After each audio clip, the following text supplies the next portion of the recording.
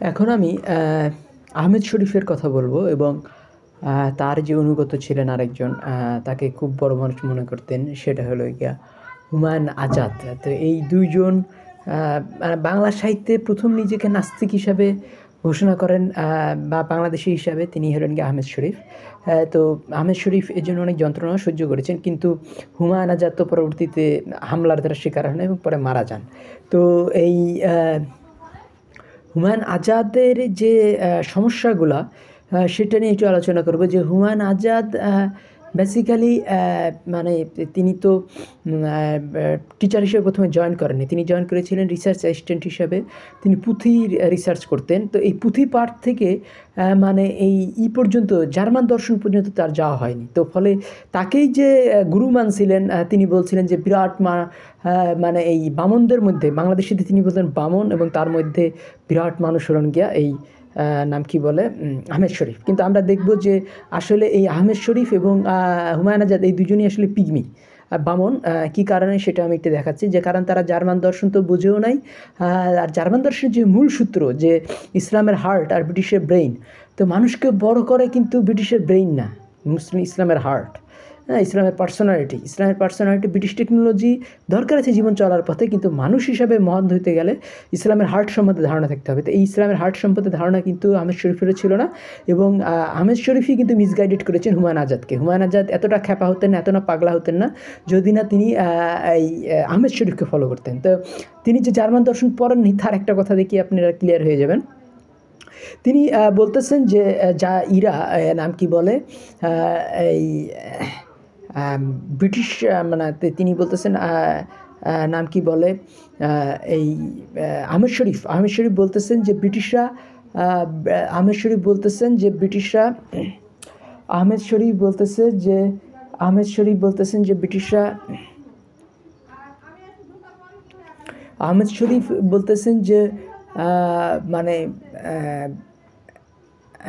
ওই জার্মানরা এই ইহুদিদের দ্বারা পরাভূত হয়ে আছিল, মানে ইহুদিদের সাথে পারতেছিল না মেধা ও ব্রেনে। এই যে একটা গাধার মতো কথা, মানে তিনি জার্মান দর্শন সম্বন্ধে বিন্দুমাত্র ধারণা নেই আহমেদ শরীফে। তা আহমেদ শরীফে এর সমস্যা হলো গিয়ে যে তিনি জার্মান দর্শন মোটেই জানতেন না, কারণ জার্মানির যে টপ যিনি কান্ট, যা থেকে গোটা জার্মান দর্শনের উৎপত্তি, তিনি কিন্তু মোটেই ইহুদি না।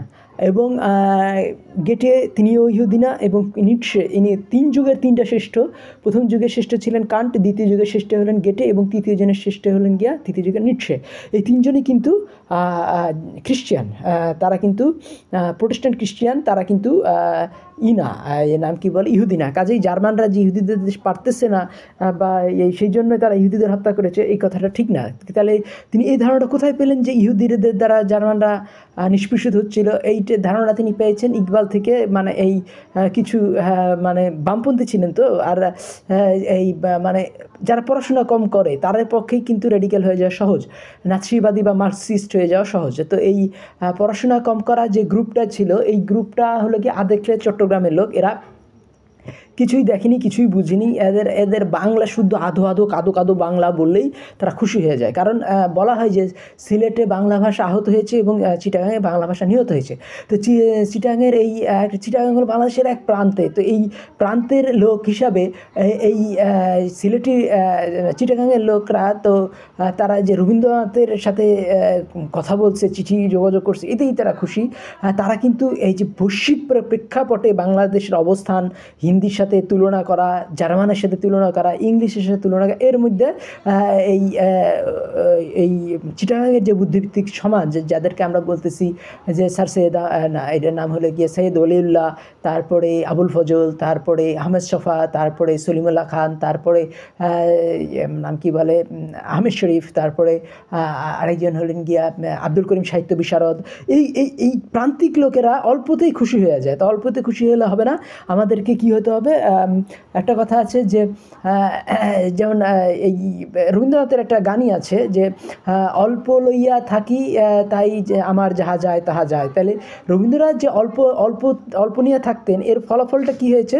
রবীন্দ্র সাহিত্য কিন্তু বাঙালি কিন্তু এখন আর সায়েন্সে নোবেল প্রাইজ পায় না। এখন কেন, প্রথম থেকে একটাও সায়েন্সে নোবেল প্রাইজ পায়নি, 0 কিন্তু তামিলরা বা মানে লোকসংখ্যায় বাঙালি 3 ভাগের 1 ভাগ কিন্তু 3টে সায়েন্স নোবেল পেয়েছে, কিন্তু কিন্তু ঢাকা কলকাতা আজ পর্যন্ত সায়েন্স নোবেল সংখ্যা 0। তাহলে এই যে আমরা সায়েন্স নোবেল পাইতেছি না, জ্ঞান গবেষণায় পিছিয়ে যাচ্ছি, এটার কারণ হলো কি ওই রবীন্দ্রসঙ্গীতের ওই গানগুলা যে অল্প লইয়া থাকি তাই আমার যাহা যায় তাহা যায়। কিন্তু ইকবাল বলছেন যে তুহি নাদান যে চাঁদ কালিও পে কায়নাত কর গাই তেরে ইলাজ তাঙ্গ দামান আর ভি হ্যায়। তো মানে তুমি বোকা, কে দু চারটা কলিতেই তুমি করে ফেলেছো, সন্তুষ্ট হয়ে গেছে, কানাত কর গাই। তো তোমার জন্য না, নতুবা তোমার এই আঁচল ভরে দেওয়ার মতো ফুল আরও ছিল। তাহলে ইকবাল আরও এক জায়গায় বলতেছেন এরকম কথা যে গাফিল তুহি সাহিব ইদ্রাক নেই হ্যায়। গাফিল যে এই ভুলকারী, তুমি তো অনেক ভুল করেছো, তো তুমি অনেক কিছু খোঁজ করছো না। তাইলে ইকবালের বারবার কথা হলো খোঁজ করো, খোঁজ করো, খোঁজ করো, তালাশ করো। এই তালাশ জিনিসটাই কিন্তু বাংলা সাহিত্যে, যেহেতু রবীন্দ্রনাথ আনেননি, রবীন্দ্রনাথের যেমন হামিদ শরীফ নিজেই বলেছেন এক জায়গায় যে বাঙালি, হৃদয়বান বাঙালি হলো গিয়া রবীন্দ্রনাথের সৃষ্টি। তো পরবর্তীতে আমরা দেখবো যে রবীন্দ্রনাথের অনেক সমালোচনাও হামিদ শরীফ করেছেন, কিন্তু তিনি সমালোচনা করে এমন একটা জায়গায় গেছেন যেটা একেবারে গাধার মতো, যেটা তিনি একজন 21 বছর বয়সে মারা গেছে। কয়টা বই তিনি পড়েছেন? আমার রিসার্চ ছিল এই আর্টিফিশিয়াল ইন্টেলিজেন্সের সাথে ব্রেনের তুলনা। কাজেই মানুষের ব্রেনে কিছু লিমিটেশন আছে, কিছু বয়স না হইলে পরে মানুষ সেই বইগুলা সে পড়া নিজেকে কুলে উঠতে পারে না।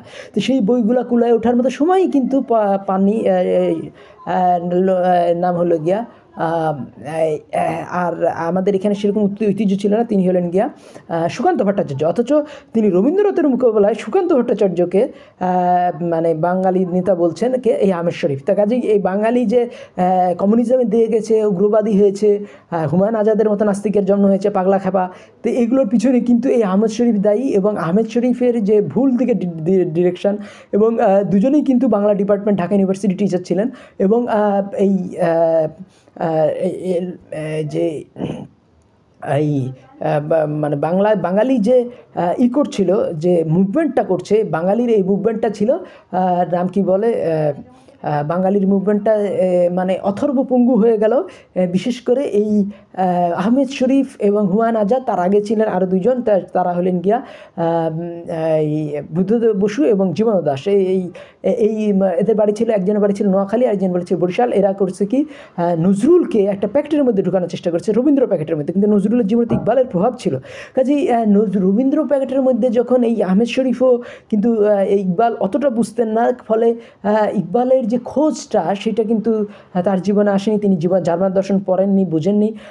যেহেতু উত্তর ভারত দক্ষিণ ভারতে জার্মান দর্শন শ্রেষ্ঠত্ব পেয়েছে, ফলে উত্তর ভারত দক্ষিণ ভারত সায়েন্সে নোবেল প্রাইজ পাচ্ছে, 200 কোটি বাজেটের মুভি করছে, কিন্তু বাঙালি 200 কোটি বাজেটের মুভি করতে পারছে না।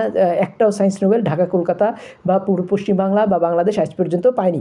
তো ফলাফলটা হয়েছে যে বাংলাদেশে বা পশ্চিমবাংলায় 2 কোটি বাজেটে তারা মুভি করতে পারে না, কারণ তারা আশাই করতে পারে না যে আবার যে তাদের মুভি গোটা দুনিয়াব্যাপী চলবে। এবং বাঙালি যে কলকাতার মানে লন্ডনের মেয়র হবে, এটা চিন্তাও করতে পারে না। ইংল্যান্ডের প্রধানমন্ত্রী হবে, কিন্তু দেখা যাচ্ছে ঋষি সুনাক কিন্তু ইংল্যান্ডের প্রধানমন্ত্রী হয়ে বসেছিলেন।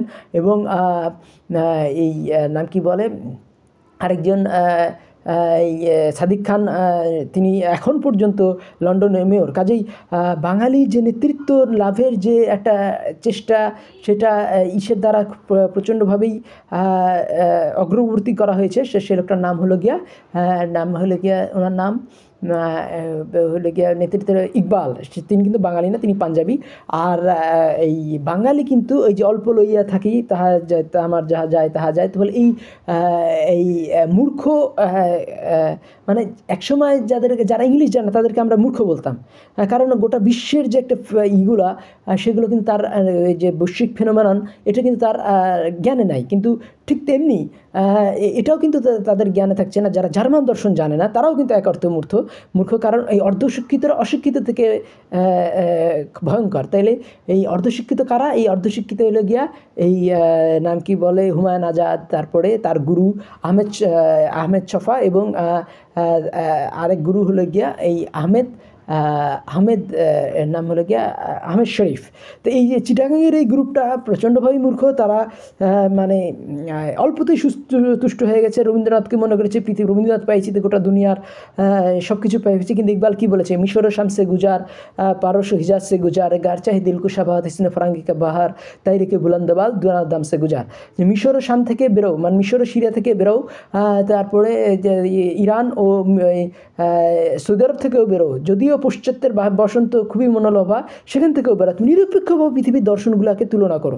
তো এই যে এই পৃথিবীর দর্শনগুলোকে তুলনা করার অ্যাটিটিউড কিন্তু আমরা এই চট্টগ্রামের গ্রুপটার মধ্যে দেখি না। তারা রবীন্দ্র ভক্ত হইয়া, একেবারে নাস্তিক হইয়া, একেবারে গোটা বাংলাদেশকে পাগলা খেপায় ভরে দিচ্ছে হুমায়ুন আজাদের মতো। কিন্তু যেটা জার্মান দর্শনের যে মূল সূত্র, যে ইসলামের হার্ট এবং ব্রিটিশের ব্রেনের যে সমন্বয়, এবং সেখানে ইসলামের হার্টই প্রাধান্য পাবে এবং জ্ঞান গবেষণা উদ্দীপনা এগুলোতে ভরে যাবে বাংলাদেশ, সেটা কিন্তু বাংলাদেশ হয়নি। কিন্তু এখন বাংলাদেশিরা অনেক যে জার্মান দর্শন জানতেছে, নিশ্চয় পড়তেছে, বার্কসন পড়তেছে, তারপরে এই এমারসন পড়তেছে, তাই যিনি আমেরিকার স্কলার লিখেছিলেন।